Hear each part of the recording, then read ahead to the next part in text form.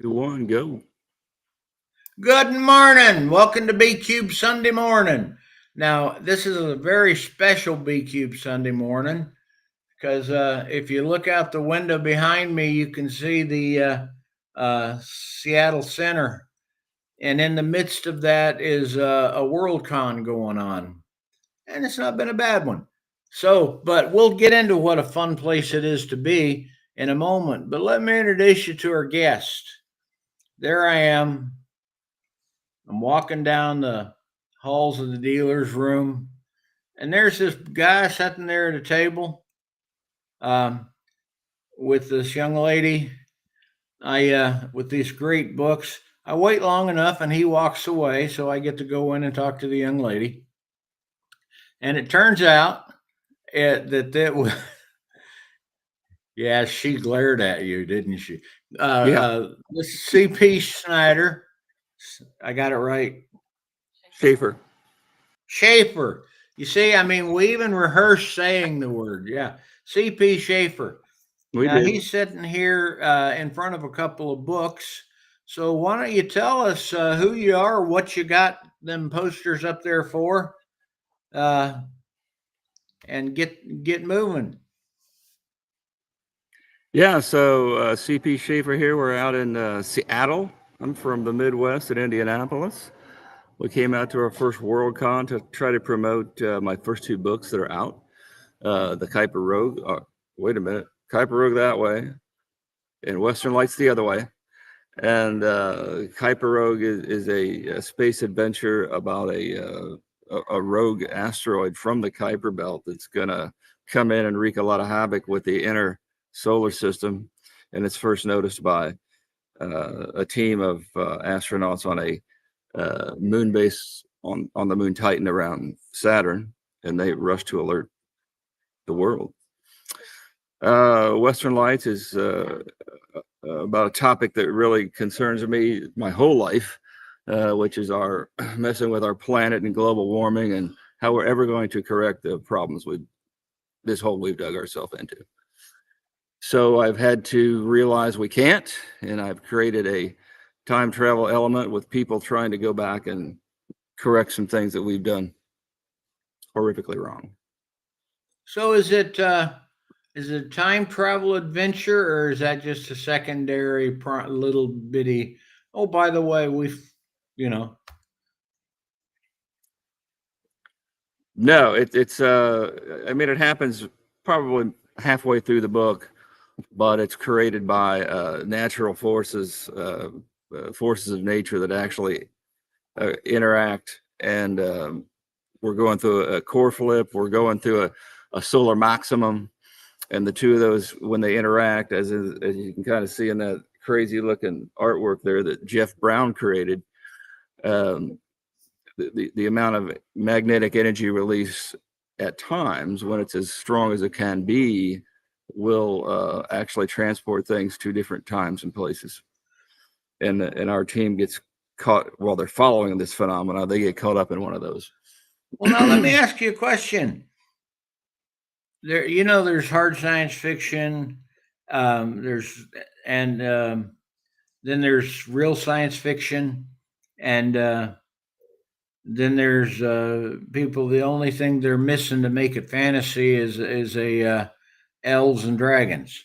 So, do you consider this hard science fiction? Yes, I do. And even though I threw time travel in here, and we all pretty much know that's not really possible, I love the concept of time travel and everything, but it gets to me so boring because, somebody makes a time machine. Okay, how the heck do you do that? You can't. And then, the other things that try to jump into a black hole, which I'm pretty pessimistic about wanting to do that. So I tried to come up with different, something just unique. Well, And maybe it's not quite plausible, but it's sure cool to read. well, that's a good thing. And by the way, let me say good morning to our audience this morning. It's great to see you. Um, this has been a great science fiction convention, getting to meet some interesting people and the like. Vicky has loved it. Vicky, in case I don't know if you met her when we were going through CP, but she's the little black pug that She likes to sleep. yeah, and she can do so. I mean, you stop for a minute, she's sprawled on the floor snoring. With both legs in front of her. She is an interesting little critter. She sleeps at the drop of a hat or a belly. So, that said, so what we've got here is your first two books are hard science fiction.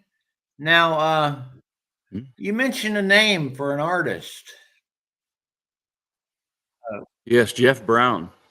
Now, how does somebody living in the world of Indianapolis, the art center of America, uh, get a Jeff Brown? Didn't know we were the art center of America. Maybe I should go out and like study the city to find some art, huh? Yeah. Anyway, I I found Jeff Brown online looking for good artists, and it's funny that I really liked his work, and compared to other illustrators of covers, and I thought this is the look that I need, and so I hooked up with him. We chatted online for about a half hour, and he came up with each one of these designs in like 15 minutes. Sent me the rough drafts, which I still have, and then took him a couple of weeks to fine tune them.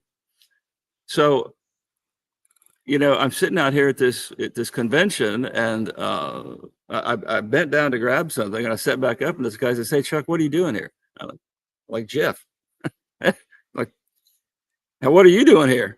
Then a lady came up who was another author who he did her covers too, and it turns out he's got quite a community of people out here at this convention.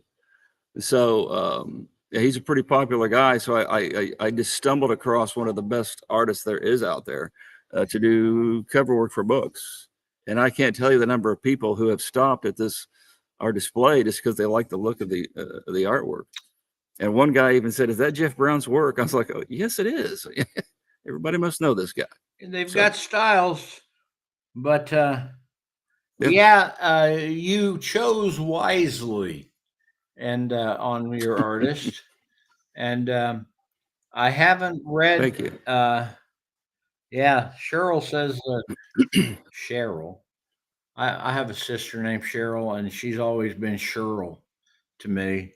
And I have a sister named Cheryl too. yeah, but so every now and then I'll mispronounce it.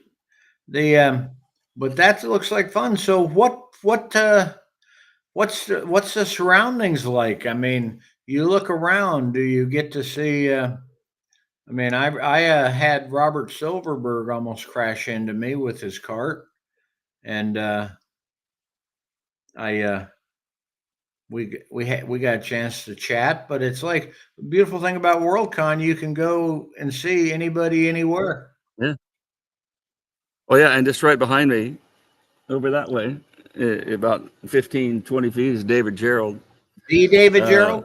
who the David Gerald of Trouble with Tribbles lore.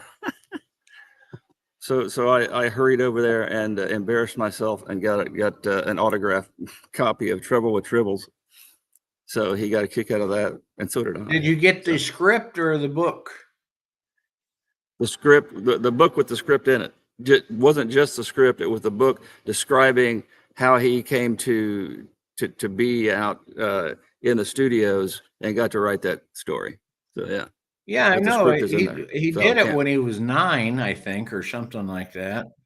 I know he had to be young because he's still out here, and he looks like he's maybe 70, He's and 81 or 2, he, he's 81, huh? I think. Well, that adds up more because like I was born in '60, so when we started watching Star Trek, uh, we were young enough that we didn't quite get. We loved it all, but we didn't quite get some of the more in-depth stories. But Trouble with Tribbles, for me and my brother, when I say we, it's me and my older brother. That was just our favorite episode ever. And when it would come out on repeats in the 70s, we couldn't wait to catch that one. Now, of course, I own them all, so I can watch them whenever I want. Well, that is good. Paramount thanks you, because you gave them the amount of money they needed to be able to survive firing Stephen Colbert. Oh, wait, did I say that with my outside voice? Yeah, so it's your fault that they fired Stephen Colbert, huh? But that is so cool. I mean, I found, and you're finding too, that all the all the books we read, all the stories we loved came from real people. And those real people are walking down the aisles of Worldcon in many cases. And they got there when they got up this morning. They put their pants on 2 legs at a time, just like the rest of us. And it's great. Isn't that right, A lot of them here. Gordon Linzer, famous editor. I have to poke him occasionally. I just published, or I'm publishing a little piece called Scott's Planet, and he wrote me a story that where he has a pet dragonfly, and all you can say is okay. Now you tell them something they really need to know, while I post your website. Okay. Well, I have another book coming out. I just finished it like before I came out for Worldcon, so it'll be out this fall. It's called Infinity Dreams, and it's a strange little journey about how two scientists figure out that when we die, our spirit actually travels back to places where it permanently resides, and that there are ways to actually hitch a ride with the dying spirit. And it turns out to be a pretty interesting chase through time. So once again, I've tried to create an interesting way to time travel that might be or might not be believable, but I put a lot of science behind it anyway. And our time traveling guys, they eventually hook up with some very future time travelers who are curious about how did you do this, and the story really takes off, and it comes up with a what I think is a great ending, but that's just me. So we'll find out what other people think about that. Well, if you don't think it's a great ending, then you're starting off on a negative. Well, I always get to the end of something and I think, do I really, really like this? And I like what and I don't, yes, not like I'm bragging, but yes, I like what I've done. So that's when I say I'm done with this book. So now I've done it 3 times. So hope I can do it a 4th. I'm gonna reach out and figuratively hold you up. I mean, Okay. you're got 2 books, a 3rd coming out.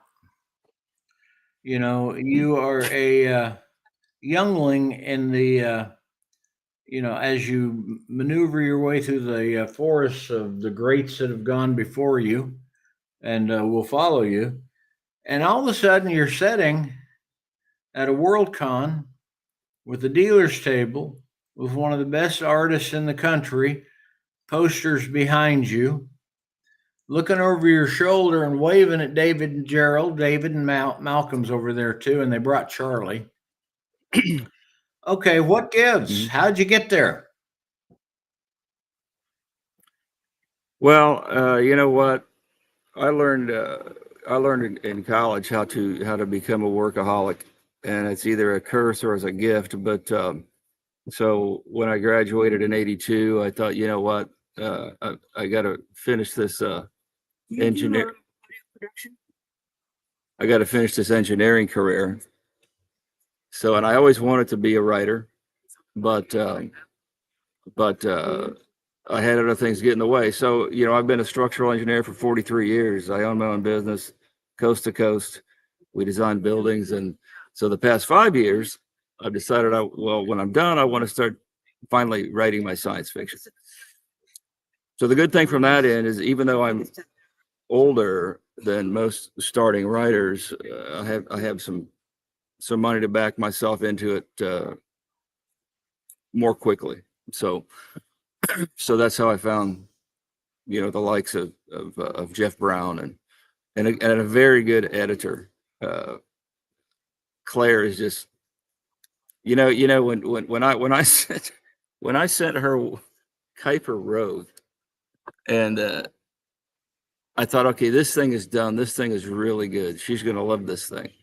And her first thing she wrote back to me was, okay, it took me like 150 pages to figure out what's going on. So I want you to throw the first 6 chapters away, throw them in the trash can and ignore them, because it's all background noise. Nobody wants to read. I thought, oh my God, you really are tough. So I threw away 6 chapters. I rewrote the book with added 8 chapters to the end of it, and it made it such a better story that I never would have imagined, because I had a person who knows what they're doing, who's edited for a couple of decades, and I learned a lot right there. So when Western Lights came out, there were very few. I mean, there was editing corrections, but there wasn't any developmental issues that she found with it, like she did with the first one. Anyway, So what?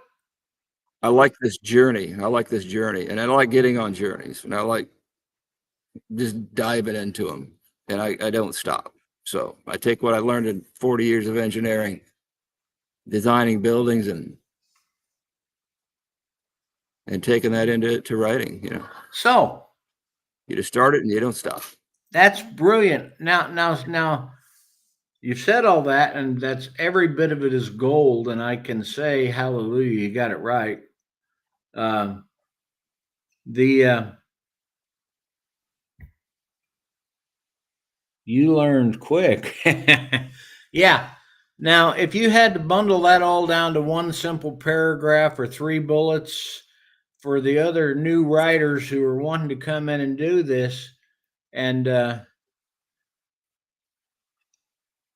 I'll throw one thing I thought I heard you say that people should remember, that there's a lot of smart people out there you can get to help you when you go looking, when you look. That's right. Uh, When you look. so, but what would be your, and I won't call it your secret for success, but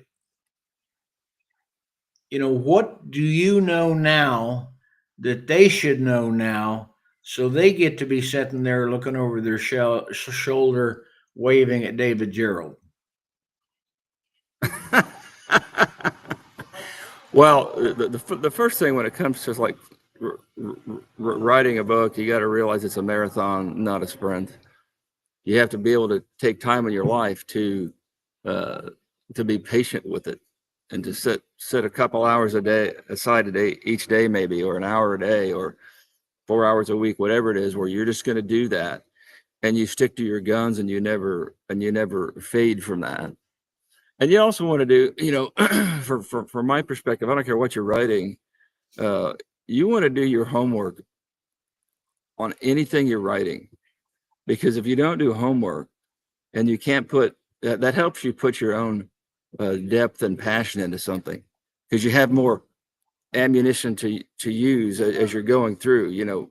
80,000 plus words is not easy to do, and you have to have a lot to talk about. And you can't have a lot to talk about on any topic unless you spend a lot of time reading on that kind of topic. So you need to, I spend 6 months in advance of writing anything, just reading about what I think is relevant to that topic. And I take a lot of notes. I mean, I have a yellow thing, those yellow things of paper. I have like 2 or 3 of those on each book before I start. And when I'm done, everything's X'd out. So I would say, do your homework. and just be ready to take a long time to get something done, and don't give up. So I don't think I could come up with better advice because none of my books are near as pretty as his. And and speaking of which, all of those of you, Andrew Gordon, who have stories in uh, Scott's Planet. Did I wave Scott's Planet in your direction, CP? No. I'll before we're done, I'll wave a cover across the screen. Okay. But Okay. there was I could tell the people who did that. A lot of the ones that were really wrote the quality work followed a lot of your advice, even though maybe it was short. But yeah, that is great advice. And titles, I like your titles. Covers matter. I had a book bomb because the cover was so beige it could disappear if you dropped it on a brown carpet. And the title was so innocuous. Oh, I will admit it here, guys. It was Madam President. That when you searched for it, and also this is where my advice is: take your title that you want to call it and search for it. Now you're not going to find it obviously because it's your title, but if you find it on Right. that, there are 27 entries that are so similar as to they will come up before your title. Get a new title. Right. Madam President didn't show up until you got to the third page of the searches. And it was like, wow. And what did Andrew say here? Beta readers, also editors, are a godsend. So, how did you handle your beta reading? How did I handle Did you the have beta them? reading? You mean from? Yeah. I'm sorry, handled it. Well, did you have For friends you that mean? learned to hate you because you kept poking manuscripts at them? No, no, no. It was just, well, for me, it was just the opposite because they knew I wanted to do this for a long time, and most of my friends I've known my whole life, so they couldn't wait. They were chomping at the bit just to read one of them, and so when I finally gave them, they loved it, you know. So I had 3 or 4 guys just read them. My only real critic was my younger brother, who's an avid sci-fi guy. He had a few comments that I had to correct. Well, that's He's an engineer from Boeing, so he had some comments on my calculations, but oh, other than that, you did calculations. yeah. That's good. I knew an astro, Well, I knew an astrophysicist. I sent him my plans for the Scott system solar system and said, "Does mhm. it work, or would it all collapse into a black hole?" And that's that's great that you have a little brother doing that. I see, or big brother. I see Jeff Sturgeon signed in. You know, talking about a great artist. Turn around over your other shoulder towards the art show is, or is that's the same direction as David, just a little further. There's David. The art show's down there I see somewhere. Locust. Well, cruise down, and Jeff Sturgeon, who just told you good morning. He's got a Jeff. You do have stuff in the art show, right? He'll type an answer in, but he's coming up. Gonna be. We got a book coming out that my editor is working with him to try and convince the guy who does some of the great space work art to draw himself down to the mundaneness of the world and do me a cover. So it's fun. There you Oh, go. see there, Jeff's got stuff in there. Um, so head over. I mean, definitely Mr. Brown is on par with Mr. Surgeon in terms of how good the work looks. But you never want to just know one artist. Right. The and Jeff's a good one to know, and a nice guy. So, what else do you got to say? Well, the convention. Now, I know you got your I, sweet potato there. Now, does she let watch the table while you go explore the convention, or is she the one exploring the convention? And what is your book report on the convention going to say? well, yeah, we kind of tag team on when we want to go for a walk and see what all's out there on this floor. Uh, so yeah, we do kind because you can't just sit here for 8 hours a day. You know, you got to get up and move a little bit. But I love this convention. It's our first Worldcon, so we already have plans for the LA Con next August, and then hopefully I guess it's in Montreal the following year.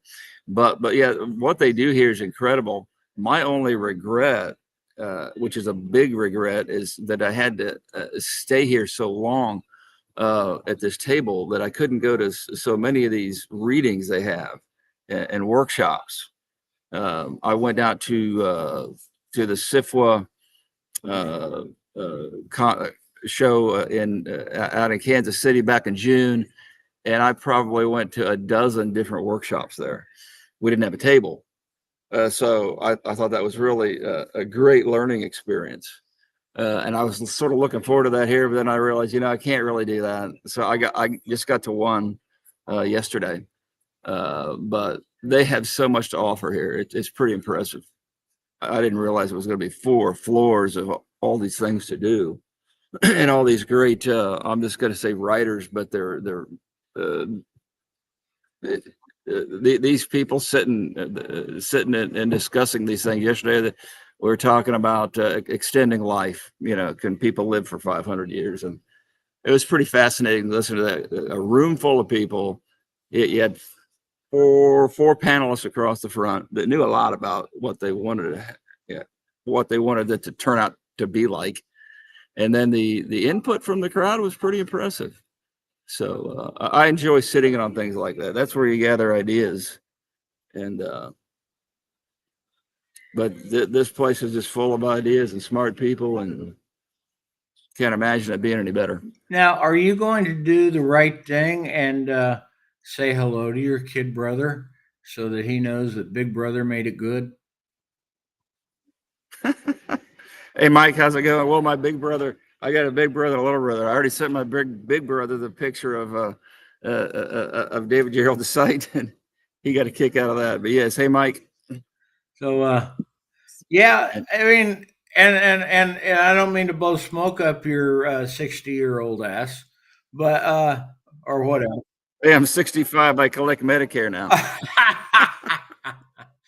Good luck for the next 3 years. You might get, but you've got an attitude that says you're much younger than you are, and you've got the right kind of attitude to succeed in this business and the demeanor to succeed. So I believe I could honestly say those of you who are looking at people you might start following and reading their books so that you can be the one sending them the email saying or the whatever review saying get your ass in gear. You can be the George R. Martin of the new era, having people hounding you to finish your book. So that is just, I am impressed. It just goes to show the wisdom I have in choosing guests as I carefully sifted through all the guests in the con before I walked here and said, "Oh, nice art." And so thank you. Thank you. Now, we're not done yet, but Oh, I know. I like to look up every now and then and check the time. So, this is your first trip to Seattle? Yes. You know, and since I was a kid, I remember with my older brother Chris, we one of our favorite cartoons was the Jetsons, and we knew it was made after the Space Needle. You know, and uh, and so I finally yesterday, Jen and I went up into Space Needle, so that was a real treat for me. It was almost like picking up the Trouble with Tribbles book. I was like, this is just taking me back to childhood here in this city. Well, did you see? But that Space Needle was Did you impressive. see Captain So Kangaroo? yeah.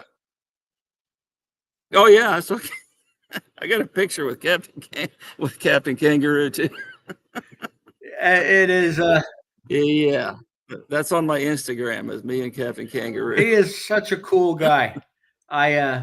He does. Yeah, He.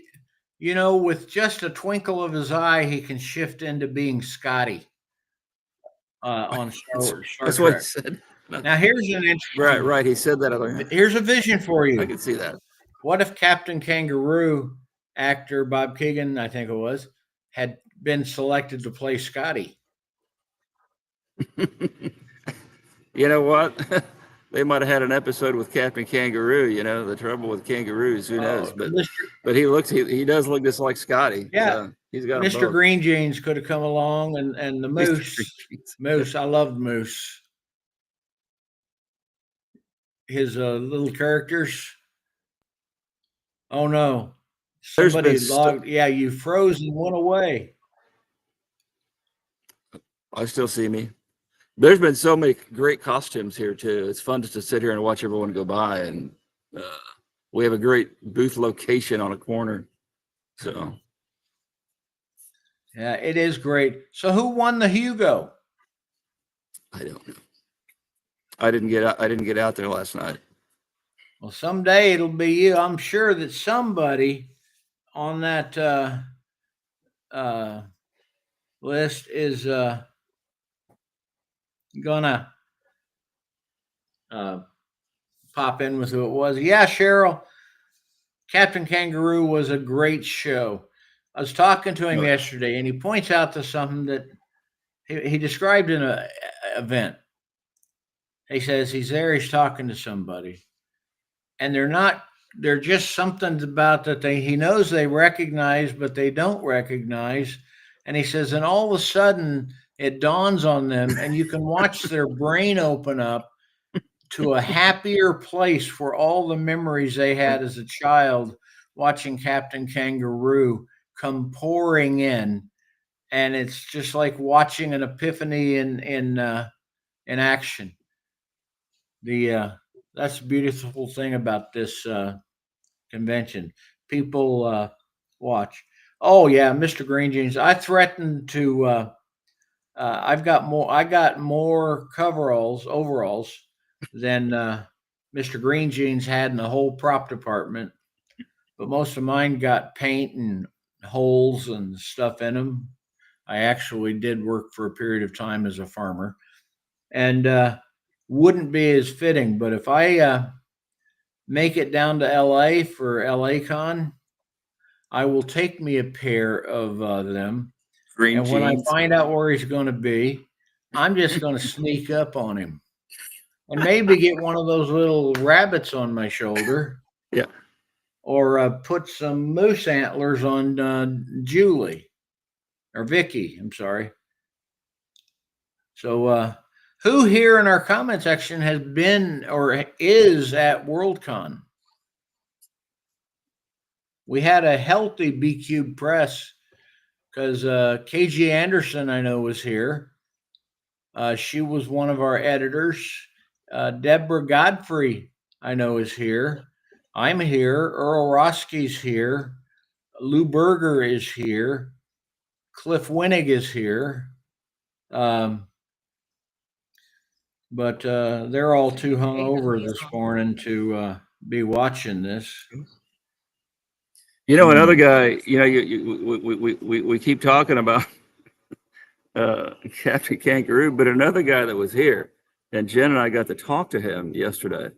The Wizard of Oz, you probably saw him walking around with his wife and their costumes.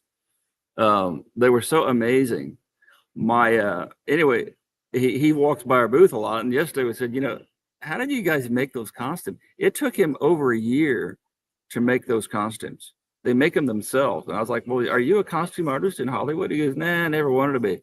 He said, but we've won so many awards with that Wizard of Oz costume at every convention we go to. We've had a couple of first place, and then I guess he said they also made some from what was it, Beauty and the Beast, I think it was, and they just love making costumes, and they get awards for them, and it takes them forever to make them. And I was like, well, you can tell the details. So it's fun to see stuff like that when you're here. It's like I wasn't expecting to see that, and there you got people walking around, and that's their life. They love doing it, and their kid, and they dress their kids up in all these cool costumes too. So it's a family thing. So it's good to see that. Oh, the costume, that is the fun part. Watching people, I mean, the costume quality has grown so much over the years, but it's always, even when I was a brand new little fan baby going to my first convention, costuming was good. And it's there at some conventions it's a bigger deal, other conventions it's not. I think it was Norwestcon. I mean, the one of the highlights of the convention was people uh, they'd set up a big photo area, and the balconies were full of people looking down, watching the people come in. It was like a red carpet experience, and they're just amazing, absolutely amazing. And the He wants to do oh, she spoke.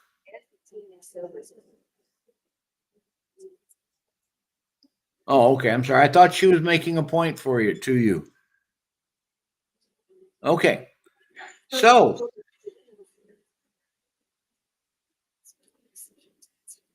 I'm listening. So how what else you got to tell us? Because if you don't, I wind up talking too much, as you've observed can happen. And I mean, Oh, my daughter's on now, Lauren. Hey, Lauren. what about your grandkids? No? I don't have any grandkids yet. My wife has a Okay. grandchild, Z. Oh, that's fun. Oh, yeah. Her oldest son has a boy. So That's good. he's our grandson. He just turned 1. So Well, that's good. Grandchildren, the best fun you can ever have is when you get to take my first second Worldcon was Dublin, and I took my granddaughter. My granddaughter's cuter than me. She had listened to my spiel on the books, and she could give it better than I could. But when it came from a sweet looking little 6 year old, it sold more. oh, I bet. Oh, hell yeah. So train, cultivate that granddaughter, hug her, make her happy, take her places, go to the park, go to the convention, take Take her her to to the conventions, let conventions. her be wowed by the costumes, let her see the anime characters that she may or may not know. But a child, having a grandchild or a child to take to a convention is the most heavenly gift to that child. They see things that they thought only lived on TV. Mhm. And but anyway, so what else you got to tell us? We've talked about all 3 books. We've talked about the fact that I designed buildings. I don't know. What kind of buildings? Anything. I mean, we do anything from warehousing to reactors uh, for radiation treatment patients. We do multi-story buildings. We do bridges. We do about anything. And that's why I'm kind of bored with that, and that's why I got to get out of that finally and get into writing something that I wake up and want to do. That's one thing I like about writing books. I wake up and want to do it. Been an engineer for pushing 5 decades, and it's just I've seen everything 100 times. And I know that I call it when you boring, started, but you've other been doing people probably think it's kind of fascinating. But Dude, it's fascinating for the first 25 years, we drive around or in maybe Indianapolis. However, There's the interstate that circles the city is 465. So I get in the car and I have Jen with me, and we're driving down the road. I designed that one. I designed that one. I designed that one.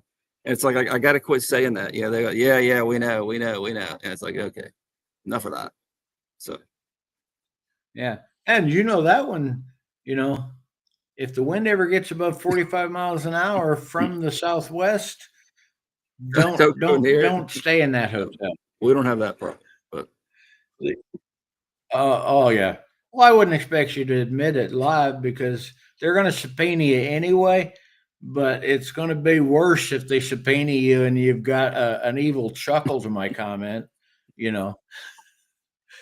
So that is the fun part. Now I will tell you as you got up and walked around, short of do the obligatory wave to the corner and say hello to Charlie, blah blah. But who else has wowed you at this convention? well, I really like oh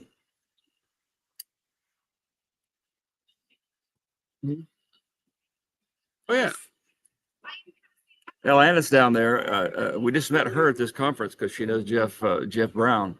But she's got some pretty good work out there, it looks like. So we bought her books.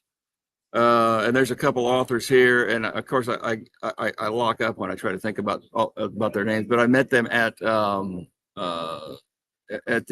SIFWA con out in Kansas City, and I'm impressed that they're all here, and they're doing they're doing their workshops here, so it shows the reach they have. I just thought maybe they were local for there, or they were or whatever, but I see them out here. And at that workshop I went to yesterday, 2 of them were actually talking, and that's part of the reason I went, because I wanted to see them again. So I think I'm impressed with the what do I want to say? Just the not the tradition, but the how all these people are a community, and they follow all of this, and they're very good writers, and they do lots of. They're not just writing; they're out here helping people learn how to do things, and that impresses me. And if I had a half hour, I could think of 20 of their names, but right now I can't think of one of them. I know all their faces. I recognize all of them from Kansas City, and that also has been a something that I've really been impressed with out here. The people that Well, now are you going to? Are you going to try and go next year? It's 9. It's like being at the airport when they make an announcement here. You can't hear anything. Oh, Yeah. Where do they quit talking? Now, you say you're an engineer, and I believe you, so that's not a challenge.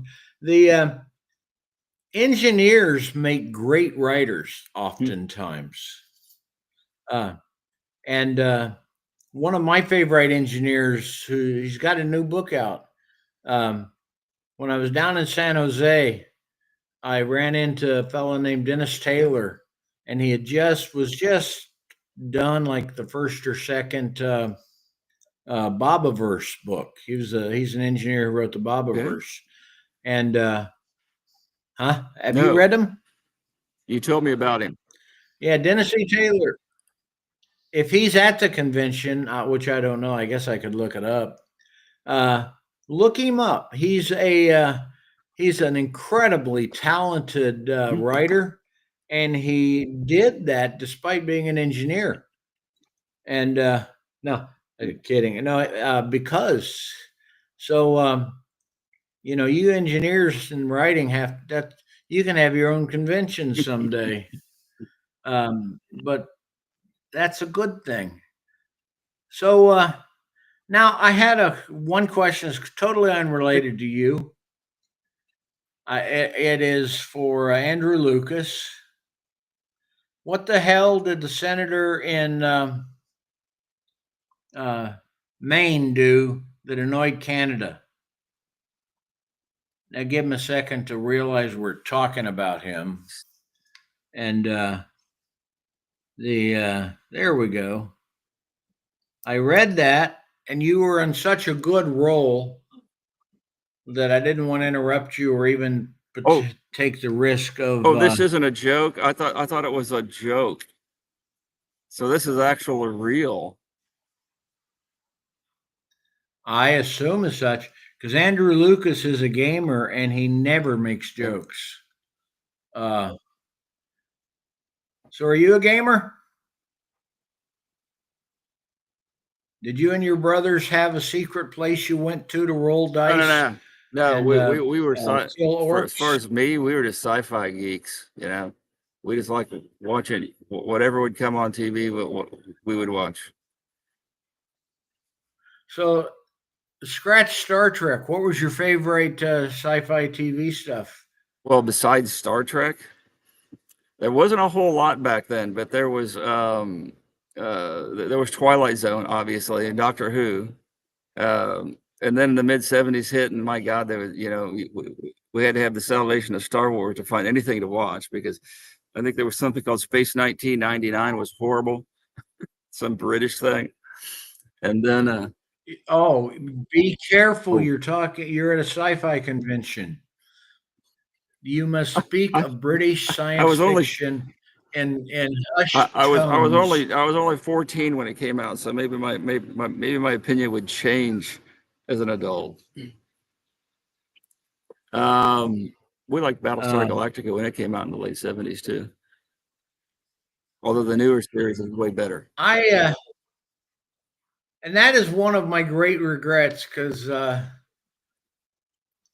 I have to live in a world of logistics oftentimes in my business world.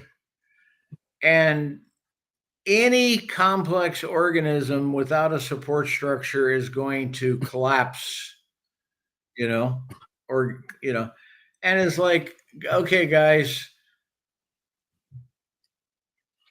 take away the Cylons, and all you're doing is sailing through space for 2 years. They will find the ship orbiting Ganymede at some point as an abandoned hulk.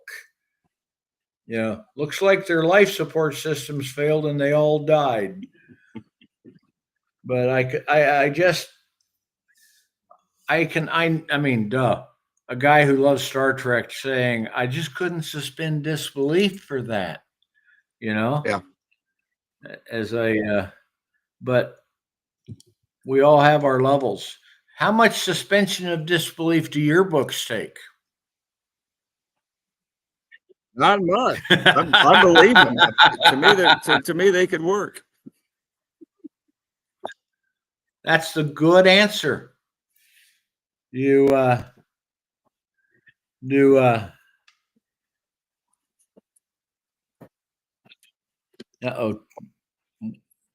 Andrew says 2 to Britain's best exports. Oh, come on. Those were Britain's best exports. Have you met Twiggy? Okay. The Beatles, Yeah, Elton yeah. Talk John. about great exports. Yeah, rock and roll from the '70s, period, Ooh, in the '60s. you gotta Yeah, love it. Or sad to say it, but as you look at what's Mick Jagger, You're welcome. you might be able to say, I mean, who would have thought? Yeah, I was a star in the '60s, '70s, '80s, and he's oaths '90s. ongoing. Yeah, just keep Well, going. Some of them, that's one fun thing for like our that's one fun thing American. for our generation. We got to go see all the concerts, of all these great bands, and there's most of them still out there. You know, I tell you, I will warn you, unless you're just going to fund his retirement program, you can skip your next Bob Dylan concert. yeah. Oh, you've been to a recent Okay, Bob here's a Dylan good story concert. about that. So he's coming. Okay, so in late September, he's coming to Indianapolis. So Bob Dylan, Willie Nelson, and Sheryl Crow are on a tour. And I thought, well, I want to go see that. So I bought 4 tickets. And then so Jen and I, it turns out we've been wanting to go to Chaco Canyon in New Mexico because it really relates to my book, Infinity Dreams, coming out. So I want to get some pictures taken there because it's very integral to the book. Well, we got on an archaeological tour. Uh, Actually, it's kind of, we couldn't get into it. It was packed. And then they called us at the last minute and said, "Hey, the September tour is open again. We have 2 spots if you still want to go," because we were on the waiting list. So we're going to go. But it also overlaps the Bob Dylan concert. So I can't go see Bob Dylan. So I gave my older brother all 4 tickets. Said, "Okay, well, I'll find somebody else to go." So I can't go. So from what you're telling me, Bob, I'm not missing anything. Well, I will say, having seen two of them, Bob Dylan and Willie Nelson, in last couple years.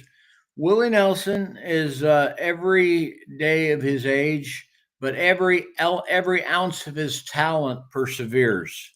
His singing is, I mean, you will enjoy the music as much as you enjoyed it Hmm. when you saw him in 1978 when he actually didn't unclip his hair for the show. Um, and I can't speak to Sheryl Crow Yeah. other than, oh God, I loved her music, and I don't know how good it's holding up. But Bob Dylan's been reduced to a series of moans and Really? grunts, which is so sad. I mean, I know he always was a series of moans Yeah. and grunts, but at least you could understand him and enjoy him and love him and recognize him. I didn't recognize a single thing he did on Really? the stage, but I'm not trashing Bob Dylan. I mean, he's a classic artist that helped build a generation with his music, and you never can let that go Right. away. But there's other times that his vision of what his music should be no longer intersects with my vision of what I enjoy I setting know through. guys that are Dylan fans that have seen him since their whole lives. They've probably seen Dylan 20, 30, 40 times. And every time they see him, they're like, "I don't know what that was. That wasn't what I was. But they Yeah, go yeah, that back. wasn't what I wanted. But they say that they've seen him enough that they finally get what they need out of it. But I thought that movie was really good. The Complete Unknown was done very well. I thought covered all this stuff. So Well, they're coming up here, and my Good wife morning, and I everyone. were Staff at 55 minutes. discussing that whether we should go or not. But and we've seen Willie Nelson a dozen yeah, times. I mean, the man's everywhere. But I've never seen Sheryl Crow, so that could be oh, interesting. it Yeah, won't I be for me know. because I can't go now. But I want to say, let's see. So it sounds like my wife just put out, "Hey, Blake and Lauren, my daughters Blake and Lauren are actually listening. Say hello." Say hello to My who? daughters, Blake and Lauren. Okay, has she commented in? I don't know that. No. Well, I tell you what, here's something that undoes everything I said, and I would rather have it undone because I was overly critical than have somebody miss a great show because I was overly critical. But that is Karen Anderson commenting. Karen Anderson is the forgive me, Karen, the little short woman with endless energy that runs by your booth every now and then with purple hair and she'll probably come down and see you at some point, but she is also one of our editors, and she's the one that's going to chase Jeff Sturgeon down and pull some artwork out of his soul for a book that I told people I was going to do this, so let me do it. And this is if you write short at all. Do you write short fiction? I haven't yet. Well, take advantage of this opportunity to be on good terms with the publisher and maybe meet Karen and be on good terms with the editor. We have BQ Press writes political fiction, science fiction. We have written a lot of it. We have written enough that I got invited to chair the convention panel on authoritarianism in science fiction.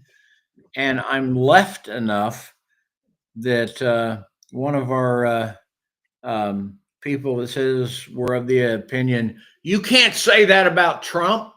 Yes, I Say can. whatever you want. It's America. He is a pathetic drop of piss out of a weevil's penis.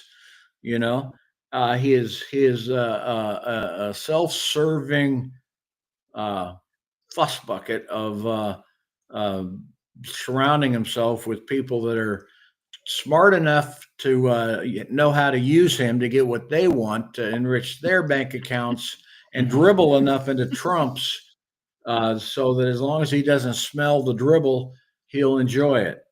But other than that, I mean, I don't have too much of a problem with him. So, but we have a book that if you the book you almost did you buy that book? Alternative Liberties? I did. Well, this is your opportunity to be in an anthology with most likely David Gerald. I actually read David Gerald's his excerpt in that this morning. Yeah. Yeah.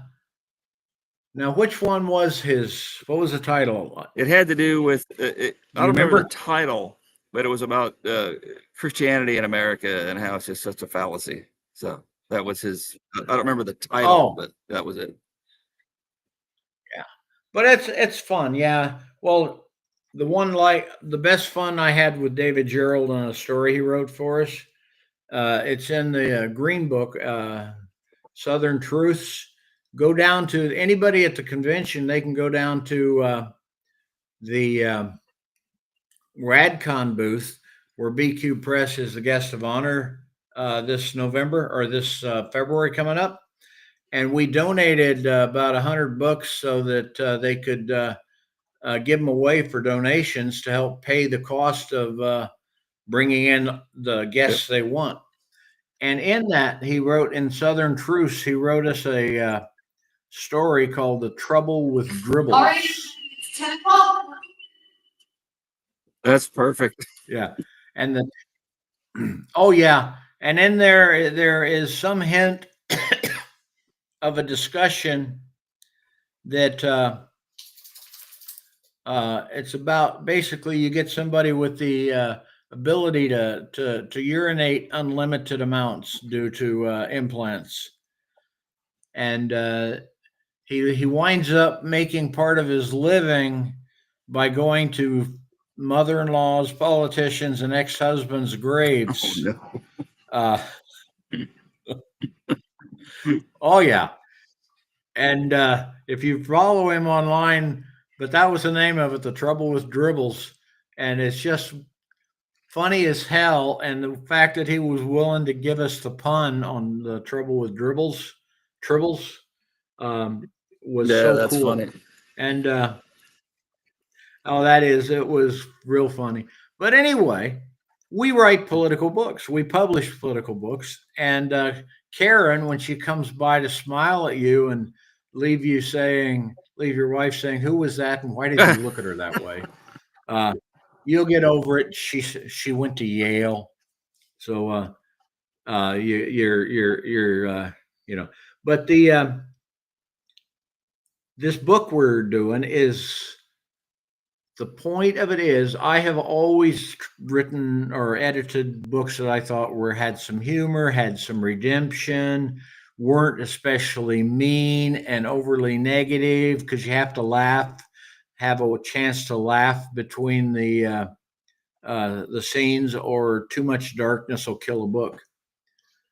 I'm about this one. I said, you know what? I don't care about too much darkness. I want to write this book. I want you to write me the story that tells us with painful reality what the world is like. I mean, under Trump, or going to be right under Trump. Remember, we've had the son of a bitch for 9 months, and look what he's done. Look how many children are dead in Africa because of what he's done. Look how many families have been broken up while while they're under the guise of shipping criminals, deporting criminals. Uh, the lies, the amount of money he's grifted off of America with his uh, Bibles. I mean, remember when a Bible salesman was the standard term you could use to describe a Yep. grifter? He became a Bible salesman. He's I just, and I would say used Bible salesman, but I really doubt that any Bible he sold has ever been read. These are not the people that um, read Bibles. People who actually read them would go out and burn the Bible to find Trump's name on it, much as you used to burn an American flag if it fell on the ground. You worship, you love and revere the flag, but you can't bear where it's been. Um, so, oh, did I mention I'll go on a rant Yeah. occasionally?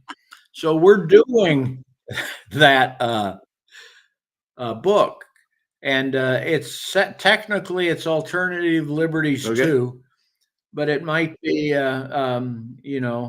runaway road to hell. I don't know, but we're not going to treat the beneficiaries of the destruction of our country and our systems and the things that the world we lived under in terms of values when we saw Captain Kangaroo for the first time.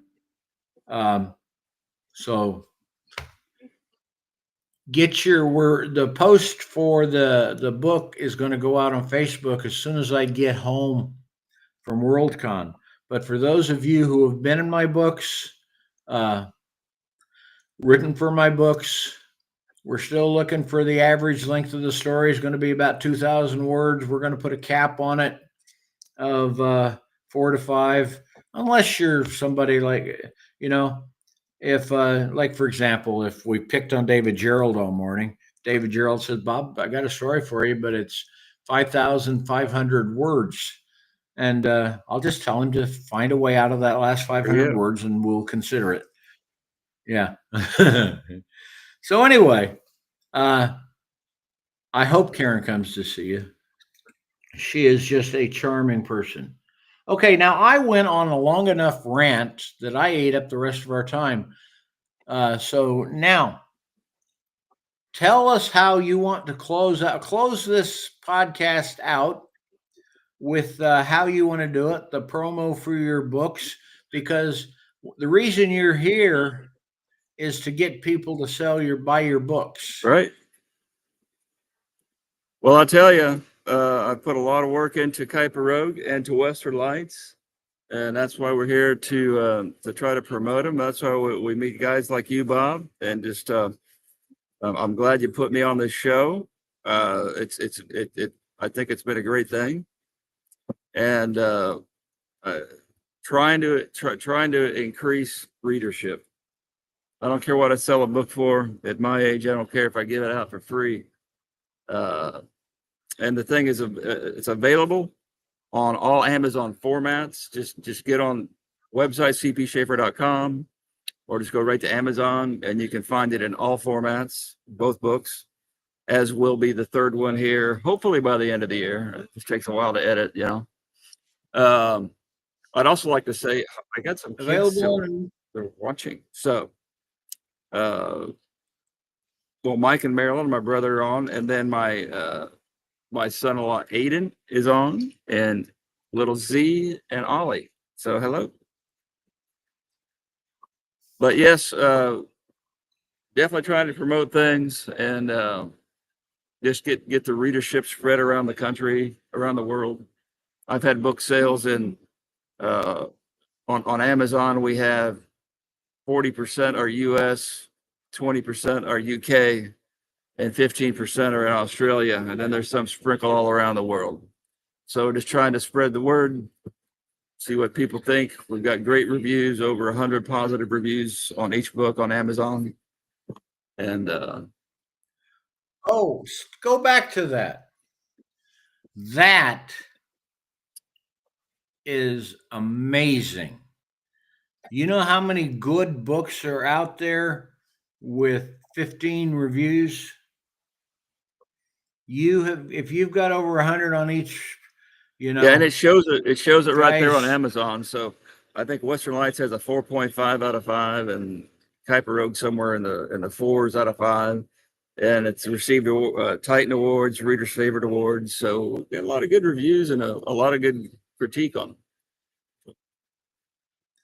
Well, never be afraid. I see you got some good posters out there. Never be afraid to tout, your reviews. I've only got 3 books out of 26 out there that have more than 100 reviews. And so that is again, I'm glad I had you on, because I'm going to be able to say I knew him when. And, when you're the master of, or when George Martin, R.R. Martin, is the master of ceremonies at Worldcon in 5 years, and he presents your Hugo. Just tell him I predicted it would be him doing it, and tell him to ignore all those nattering nabobs of negativism that want him to stop living and start writing, so that they can read their last book. Just enjoy where you're at, enjoy what you're doing, because you're doing, I'll call it God's work. And so God's work is living a meaningful life where you're doing something you enjoy that makes the world a little better place, and your family can walk through the con and next year and say, "That's my brother, that's my grandfather, that's CP," and is I mean, it's impressive. Well, and that said, we've got to go. I mean, we don't got to, but I've got a little bit over time. Panel. It's okay. The people are just now trickling in. Well, anyway, come see us. And we're sitting right here at the Worldcon. So